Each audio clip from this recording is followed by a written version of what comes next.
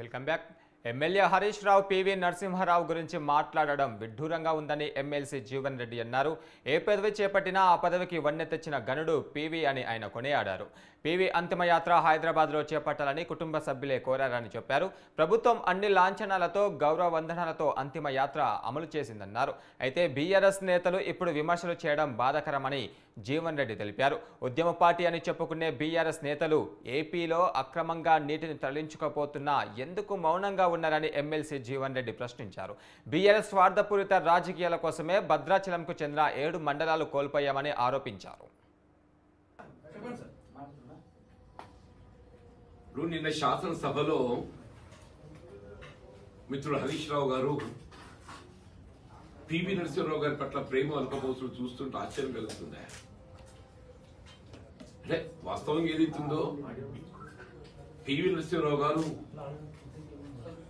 కాంగ్రెస్ స్వాది అని ఏ స్థాయికి దిగినా కానీ ఏదైతుందో అది కాంగ్రెస్ పార్టీతో ఆ స్థాయికి ఎదగడం జరిగిందని చెప్పనేది ఇది అందరికి తెలిసిందే. ఇది నిర్విత అంశం. అంటే ఆనాడు వారు ఉమ్మడి ఆంధ్రప్రదేశ్ రాష్ట్ర ముఖ్యమంత్రి కానివ్వండి, అంటే వాస్తవంగా రాజీవ్ గాంధీ గారు గతించిన తదుపరి even not even he was member of parliament PV Narasimha Rao garu, Pranab Mukherjee గారు, అర్జున్ సింగ్ గారు లాంటి మేధావులు కూడా సభలో ఉండి మోడీ గారితో అంతగాతో కూడా నీ హక్కులో పరిరక్షించలేకపోయినా చెప్పంటున్నారు. కాబట్టి ఇప్పటికైనా మీరు ఉద్యమ పార్టీగా మీరు భావించడం ఇక మానుకోండి నేను చెప్పంటున్నాను. ఏమనంటే మేము కేంద్రం మెడల్ వంచి తెలంగాణ సాధించడం, నువ్వు నిజంగానే కేంద్రం మెడల్ వంచి తెలంగాణ సాధించడం అయితే నువ్వు ముఖ్యమంత్రి ఉండేది ఇస్తున్నదో నీ హక్కులో పరిరక్షించుకోలేకపోయిన దాని సంగతి అయితే వాస్తవంగా తెలంగాణ రాష్ట్ర ఏర్పాటు కాబడడం అంటే అలాంటి యూపీఏ చైర్పర్సన్ ఇక్కడ ఏదైతుందో తెలంగాణ రాష్ట్ర ఏర్పాటు అనే ఒక ఆకాంక్షతోని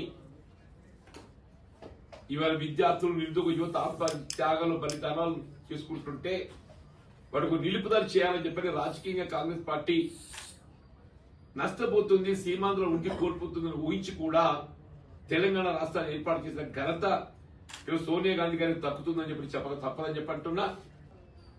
తప్పకుండా ఏదైతే ముఖ్యమంత్రి గారు తీసుకునే నిర్ణయం వీళ్ళ వాస్తవాలు వెనక్కి రావాలి. ఈ ప్రభుత్వం కేవలం కక్షపూరితంగా ప్రవర్తించడం లేదు. యావత్ తెలంగాణ సమాజానికి ఏదైతుందో వీళ్ళు మేడిగడ్డ కాళేశ్వరం ప్రాజెక్టు అన్నారం కానివ్వండి, అది రూపభూయిష్టంగా సాంకేతిక పరిజ్ఞానం లేకుండా నిర్మాణ లోపంతో నిర్వహణ లోపంతో ఏదైతుందో దాన్ని చేపట్టబడి జరిగిన ఒక వాస్తవం వెలికి రావటానికి సమాజం గమనించాలి. తెలంగాణ సమాజం ఆ దృష్టితో ఏదైతే వారు పేర్కొన్నారు. ఎన్నిడే తప్పకుండా జ్యుడిషియల్ ఎంక్వైరీ మరి ఏర్పాటు చేయడం జరుగుతుంది. వాస్తవాలు వెలికి వస్తాయి.